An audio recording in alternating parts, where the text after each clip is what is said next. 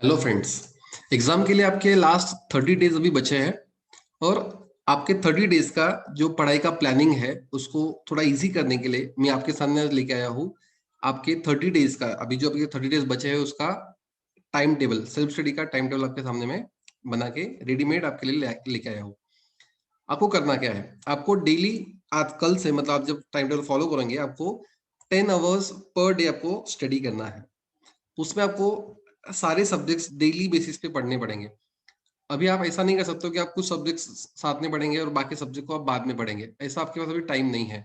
You have 6 subjects exam के हिसाब से आपको देखना है और आपको अभी अगली जो 25-30 डेज आपके पास जो बचे हुए हैं उसमें आपको सारे सब्जेक्ट को अच्छे से एक बार रिवाइज करना है। मैं बात कर रहा हूँ रिवीजन करने की। आपने एक बार पढ़ लिया होगा ऐसा मैं अजम्पशन करता हूँ। आपने नहीं भी पढ़ा होगा तो फिर लेके आपको थोड़ा फास्ट थोड़ा स्पीड से आपको पढ़ना पड़ेगा, जिससे आप आपके जो बचे हुए अभी 25-30 डेज आपके पास है उसमें आप आपके सारे सिलेबस को अच्छे से कंप्लीट कर सको। तो आपको 10 घंटे पढ़ना है, जिसका ब्रेकअप मैंने आपको करके दिया है कि आपको मैथ्स आपका जो सब्जेक्ट है या एसपी आपके पास होगा, जो भी आपका होगा सब्जेक्ट, आपको उसको डेली 2 आवर्स देने हैं। आपको अकाउंट्स के लिए 2 घंटे डेली देने हैं। Economics, OCM, English and IT, ये आपका लैंग्वेज जो होगा उसको आपको डेली 1.5 मतलब 1.5 घंटा आपको डेली बेसिस पे देना है, जिससे आप अ, जो सारे चैप्टर्स है उसको आपके अगले 25 डेज में उसको आप रिवाइज कर सको। मैं आपको ये जो फाइल है जो मैं आपको बना के दिया है, मैं आपको रेडीमेड फाइल देने वाला हूँ, लेकिन ये फाइल को यूज करने से पहले आपको कुछ प्रिकॉशंस लेने हैं, कुछ बातें ध्यान में रखनी है। को मैंने ये जो टाइम टेबल बना के दिया है वो क्या बेसिस से बना के दिया, आपको क्या बातें ध्यान रखनी है जब आप इसको फॉलो करोगे। बिकॉज ये क्या है, सब्जेक्टिव होता है।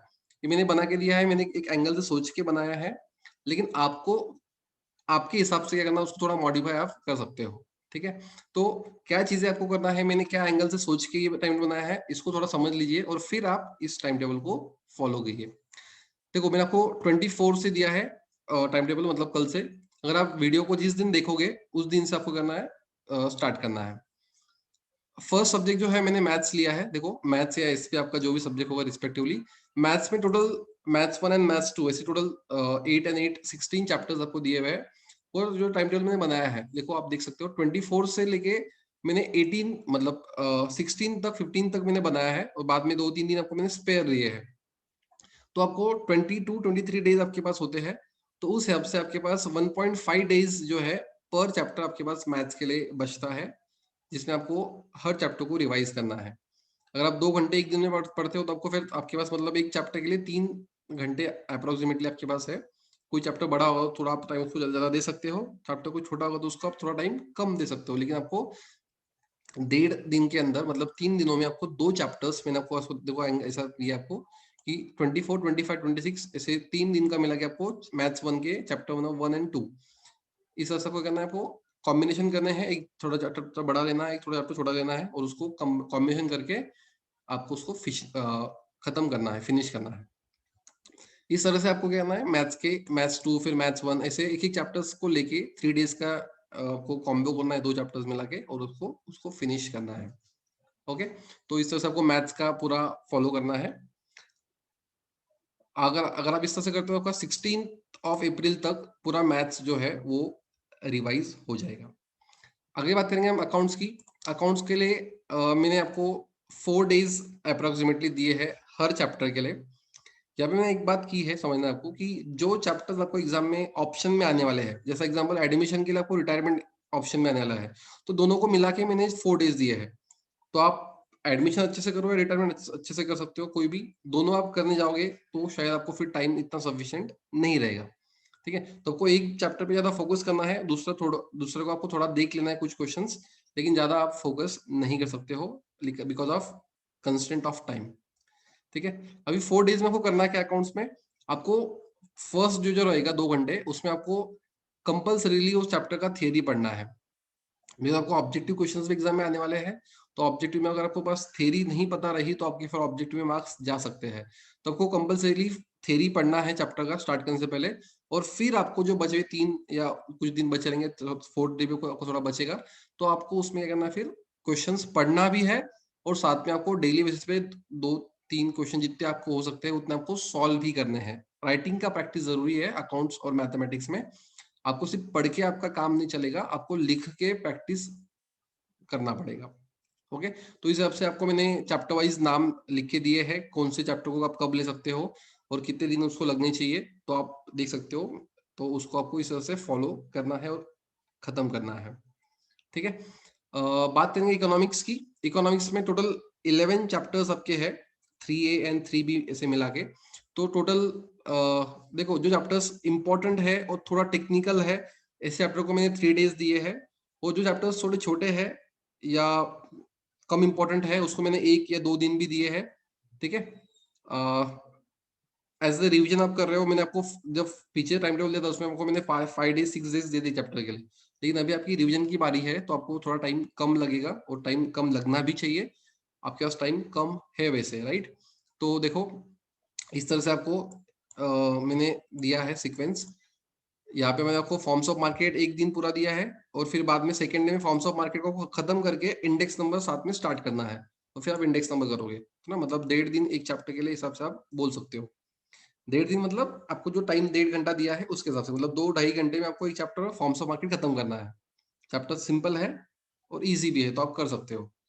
आपको इसी समझना है, यहाँ पे आप जितने भी चैप्टर्स पढ़ने वाले हो अभी, जो भी सब्जेक्ट के आप पढ़ोगे, उसमें आपको जितना सिलेबस रिड्यूस किया है आपको वो नहीं पढ़ना है, आपको उसको निकाल देना है अभी।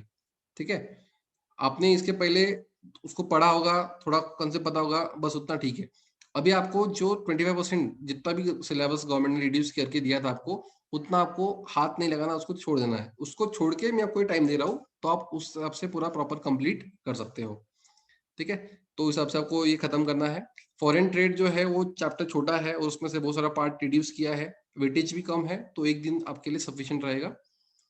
उसके बाद ओसीएम जो है चैप्टर 8 उसमें है, तो उसमें आपको टाइम थोड़ा ज्यादा मिलेगा पढ़ने के लिए। देखो, मार्केटिंग चैप्टर इंपॉर्टेंट है, 20 मार्क का लगभग वेटेज है उसका, तो 3-4 दिन आप दे सकते हो।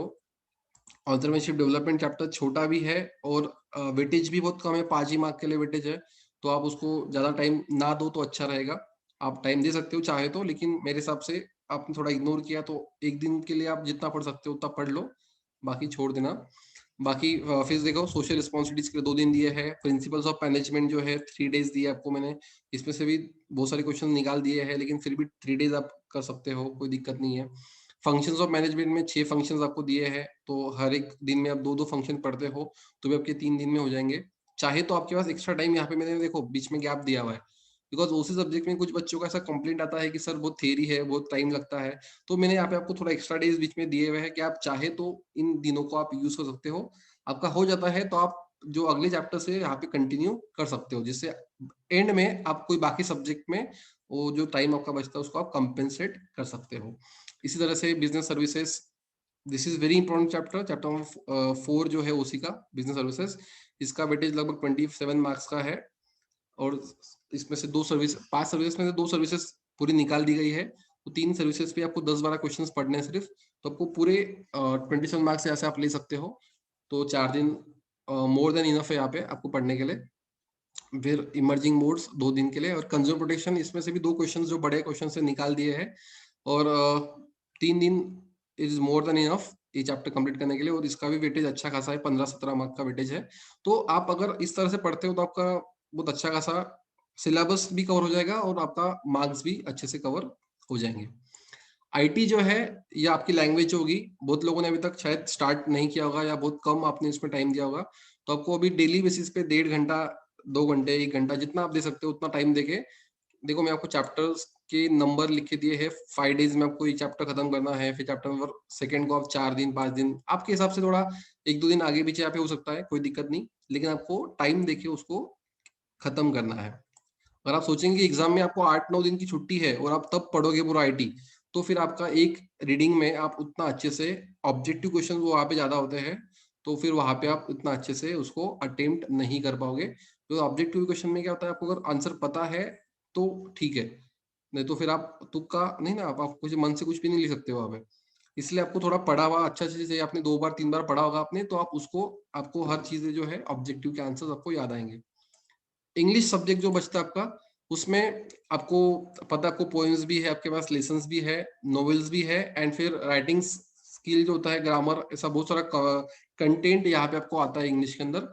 तो मैंने यहाँ पे आपको चैप्टर वाइज नाम लिखने से आपको एक दिया है कि आप आपके हिसाब से अगर वो सीक्वेंस आप आगे पीछे कर सकते हो, लेकिन डेली आपको एक पोयम एंड एक लेसन, आपके पास 6 पोयम है और 6 लेसन है, तो आप 6 दिन में ये एक पोयम एक लेसन कंबाइन करके आप खत्म कर सकते हो। 1.5 घंटा सफिशिएंट है। फिर जो नॉवेल्स है थोड़े बड़े हैं, तो आपको उसको 2 या 3 दिन के हिसाब से आप उसको मैनेज कर सकते हो नॉवेल्स खत्म करने के लिए। 4 नॉवेल्स आपको है इंग्लिश में। एंड फिर जो बचा हुआ पार्ट आपका, जो बचे हुए दिन रहेंगे, उसमें आप राइटिंग स्किल एंड ग्रामर पे जो है आपका जो एग्जाम में सिलेबस में आने वाला है उस पर आप थोड़ा ध्यान दे सकते हो। तो इस तरह से आपको सब्जेक्ट वाइज क्या करना है, सारे सब्जेक्ट्स को प्रिपेयर करना है। एट द एंड मैंने आपको जो सिलेबस जो बना के दिया है वो आपको मैंने 15 अप्रैल और मैथ्स के केस में 16 अप्रैल तक का दिया है। इसमें से अगर आपको कुछ चैप्टर्स को टाइम नहीं बचता है, ठीक है, तो मैंने कुछ टाइम एक्स्ट्रा भी दिया। देखो यहाँ पे 17 और 18, मतलब बाकी सब्जेक्ट के लिए 16, 17, 18, 3 डेज आपके पास एक्स्ट्रा है। जो क्या है, आपका कुछ भी अगर पार्ट रिमेनिंग रह जाता है तो आप इन दिनों में उसको एंड कर सकते हो। अब अगर ना कोई चैप्टर स्टार्ट करते हो तो आपको उसको फिनिश करके ही आगे बढ़ना है। तो एक आधा चैप्टर थोड़ा एक दिन आगे बढ़ता है तो कोई उससे फर्क नहीं पड़ने वाला। आपके पास 2-3 दिन जो बाद में है आपके पास स्पेयर है, तो उसमें आप उन चैप्टर्स को जो है जो आपके पेंडिंग पड़ गए थे उनको आप कवर कर सकते हो। उसको टेंशन आपको लेने की जरूरत नहीं है। एंड आपकी एग्जाम जैसे 23rd से आपकी स्टार्ट हो रही है, तो आपको लास्ट के जो 4 डेज है उसको फुल टाइम आपको इंग्लिश के सब्जेक्ट के प्रिपरेशन के लिए आपको देना पड़ेगा। आप डेली तो इंग्लिश पढ़ ही रहे थे, और लास्ट के जो 4 डेज रहेंगे आप पूरा फुल टाइम इंग्लिश पे ध्यान देंगे। तो आपका इंग्लिश सब्जेक्ट का जो ग्रिप है वो आपका आ जाएगा, और आप इंग्लिश सब्जेक्ट के लिए फिर बोर्ड एग्जाम के लिए प्रॉपर तरीके से आप अपियर कर पाएंगे। इंग्लिश सब्जेक्ट आप सिंगल सब्जेक्ट अगर पढ़ने में अगर बोरिंग लगता है आपको, ऐसा हो सकता है कि आप दिन भर पूरा 10-12 घंटे आप सिर्फ इंग्लिश पढ़ोगे, तो आपको शायद थोड़ा बोर हो सकता है लास्ट के 4 डेज भी। तो आप स्टार्टिंग के 2-3 दिन जो है उसमें आप एक सारा सब्जेक्ट साथ में ले सकते हो। जैसा मैथमेटिक्स है या अकाउंट्स है, आप दिन में 1-1.5 घंटा आप दे सकते हो अगर चाहे तो। It is not compulsory. आपको अगर बोर हो रहा है, एक दिन में एक सब्जेक्ट बोर हो रहा है, तो आप वो कर सकते हो। आपको आपकी इफिशियंसी, लेकिन 10 घंटे जो आपको आपने टारगेट रखा है मिनिमम का, उसको आपको कम नहीं करना है। ठीक है, आपको उसको बढ़ा सकते हो तो बढ़ाना है, लेकिन कम नहीं करना है। ये हुई बात। उसके साथ आपको ध्यान रखना है कि आपको टेस्ट जो है वो सॉल्व करने हैं, आपको फुल लेंथ सॉल्व करने हैं। मैं आपको सजेस्ट करूंगा कि हर वीक में, मतलब अभी अगला जो वीक आने वाला है मंडे से, आपको मंडे से करना है हर वीक में हर सब्जेक्ट का एक टेस्ट फुल लेंथ जो है आपको सॉल्व करना है। सब्जेक्ट का, हर सब्जेक्ट का में मैथ्स का एक, अकाउंट्स का एक। आप ऐसा कर सकते हो कि मंडे को आप डिसाइड कर लो कि मंडे को मैथ्स का करना है एग्जाम्पल के तौर पे, ट्यूसडे को आपको अकाउंट्स का करना है, फिर थर्सडे को आपको इकोनॉमिक्स का करना है, और फ्राइडे को आपका ओसी का रहेगा, सैटरडे को ये रहेगा, संडे को ये रहेगा। आप इस हिसाब से डिसाइड कर लो, और आप क्या करो, डेली जो 2-3 घंटे का आपका टाइम रहेगा, 3 घंटे का आपको टाइम प्रॉपर दे के पेपर आपको ऐसे लेके आपको सॉल्व करना है बैठ के।